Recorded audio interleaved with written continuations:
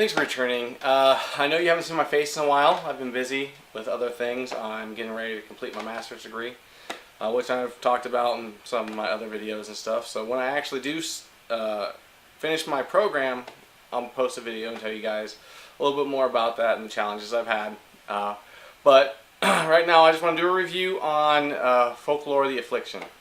Now I can say that I have spent a lot of time with this game, and I'm going to post links to my various videos that I have done, because I've done a lot of videos going over the rules, how the game's played, just different aspects. I even did a playthrough, a 6-part playthrough, and so I'm not going to break off this video and show you any components of the game, because I've already done that through my other videos. And just to save time and save you time, I just want to talk about my thoughts of the game.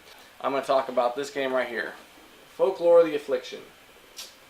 Okay, and so it says ages 14 and up, and I can agree with that to some point. I mean, I've read on Facebook and on BGG that people have been playing this game with kids 9 and up.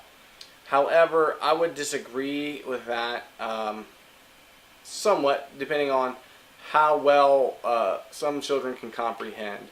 There is some rough language and just the dark atmosphere of the game, so that's the parents' discretion. I mean, I would let my 12-year-old daughter play this because she's played a lot of other games and she's mature for her age, so I'd allow her to do that.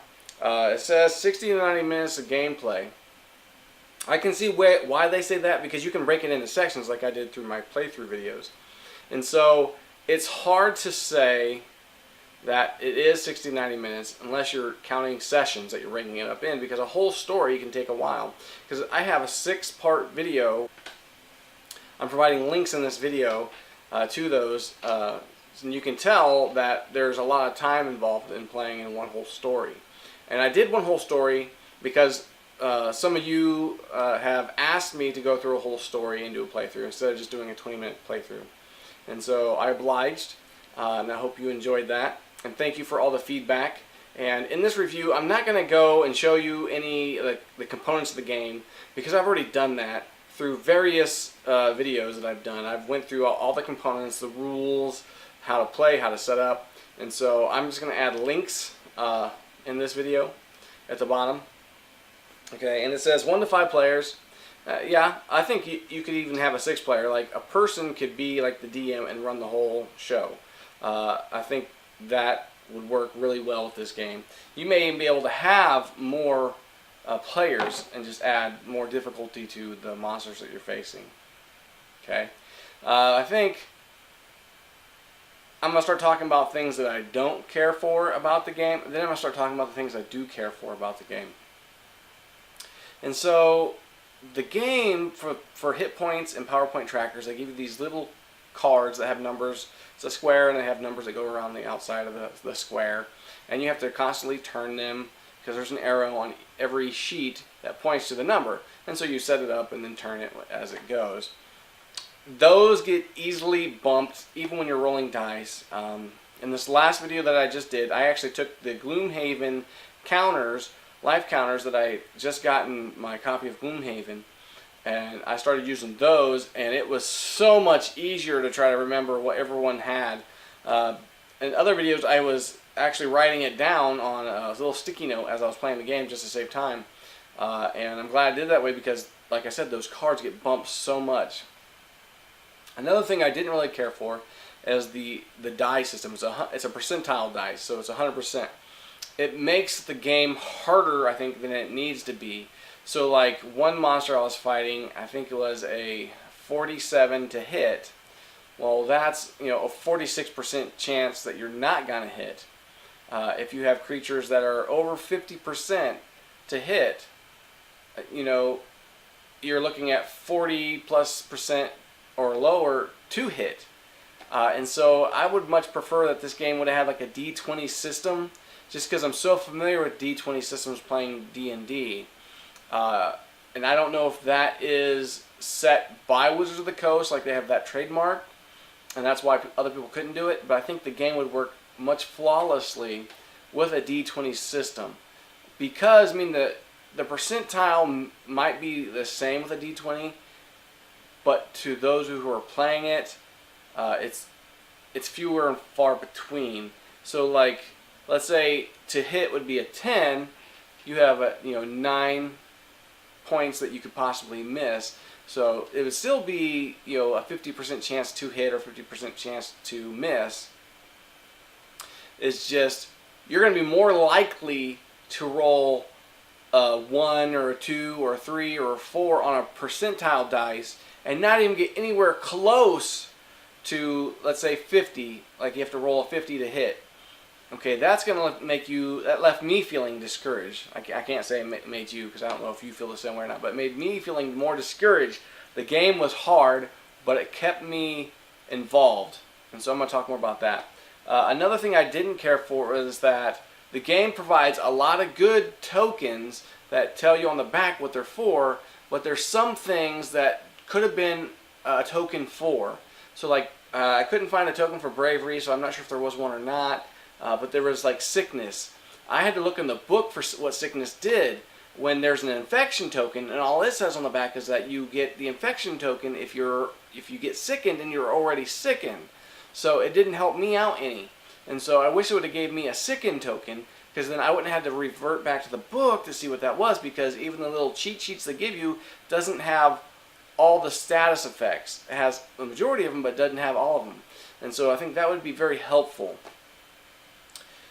See, some of the miniatures, the miniatures are good quality. I just think that they could have been a little more,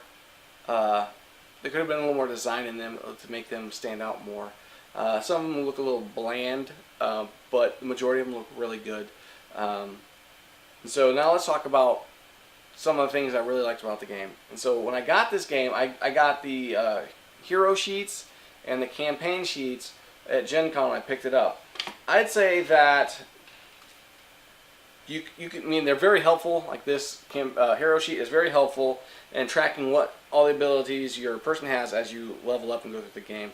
I hardly ever reverted to these as I was going through the playthrough, just because I was more worried about doing the playthrough and showing how the game played than actually playing through with the characters. So when I play again, I'm going to actually just restart, because my wife hasn't played a whole lot with me. Like, she played a couple rounds and then she works, and it was just much easier for me to record when no one was home.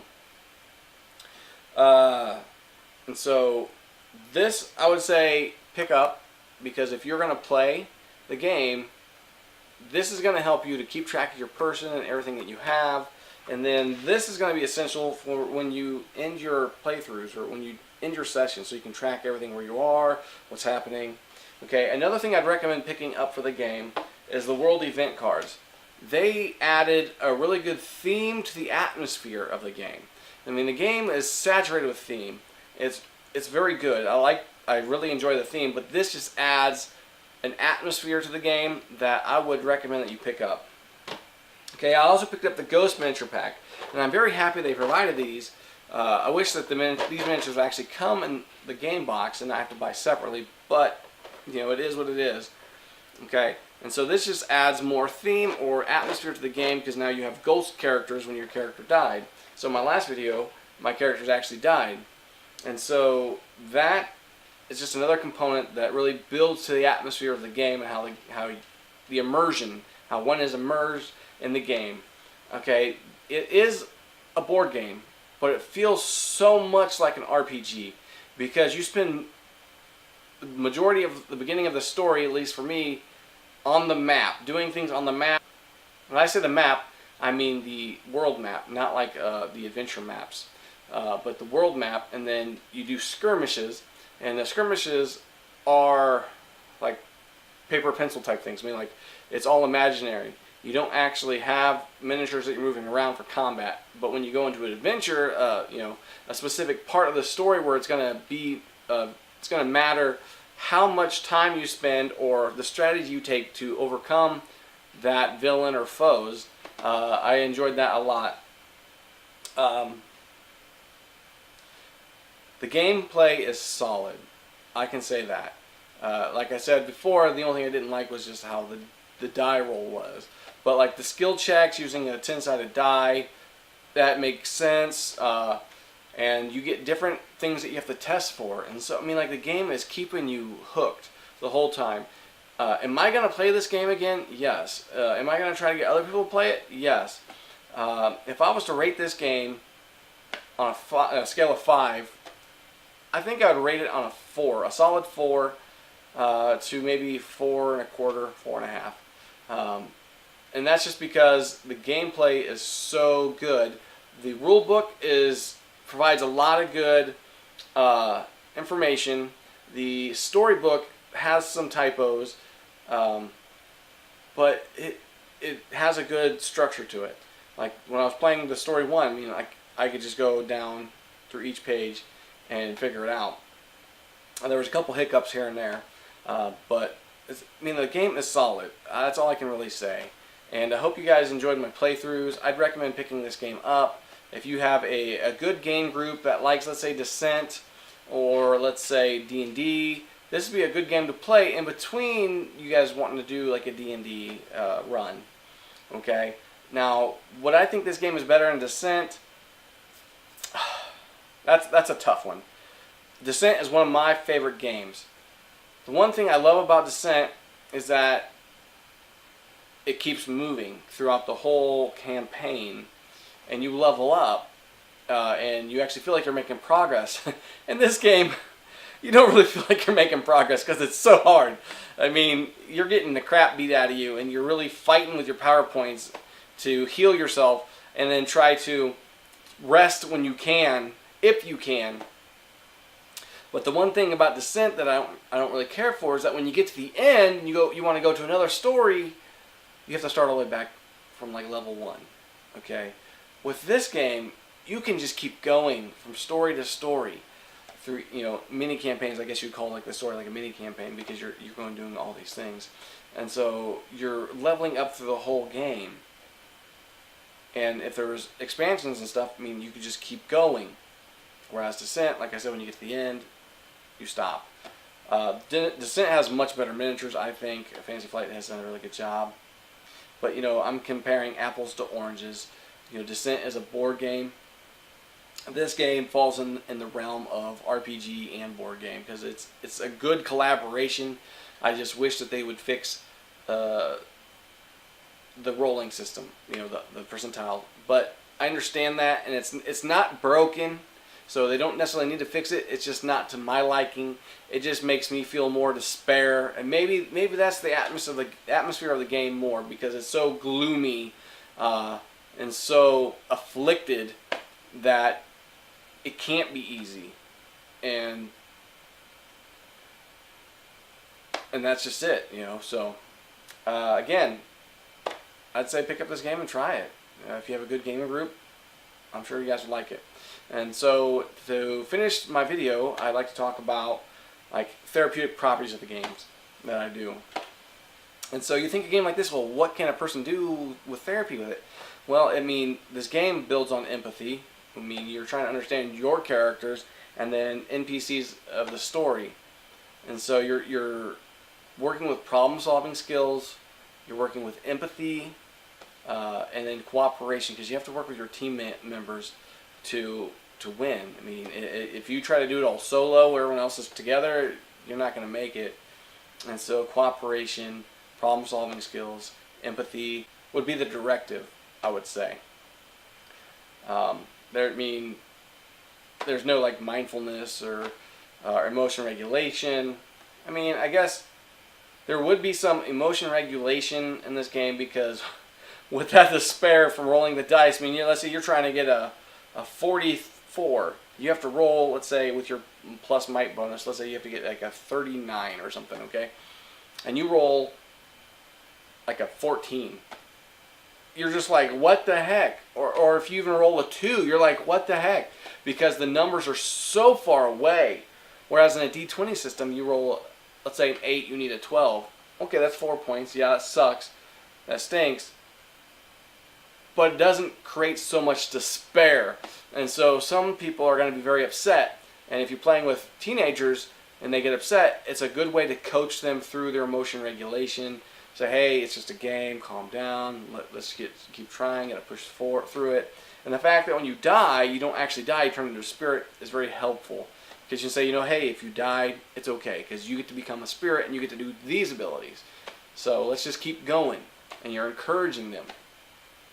And so you could use this in a small therapy group. You could use it with a high school group or even a middle school group. So that's my final thoughts. Thank you again. See you next time.